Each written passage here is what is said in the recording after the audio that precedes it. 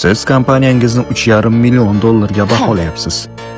Eng yaxshi sotiladigan doningiz qaysi? Mana shu eng yaxshi sotiladigani. $1.60. U necha pulga sotiladi? $13 $15 gacha. Nima?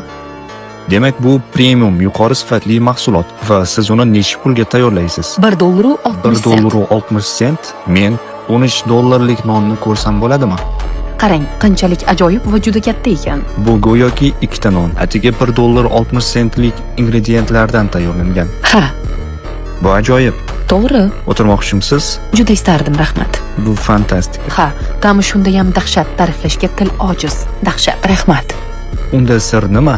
Bilasizmi, buni efirda aytishni istamayman. Demak, bu haqiqiy sirli retsept. Ha, bu sirli retsept. Wow. Iltimos, biznesingiz iqtisodiy tomonlari haqida gapirib bering. Qanday qilib bu darajaga yetganingizni tushunishimiz uchun.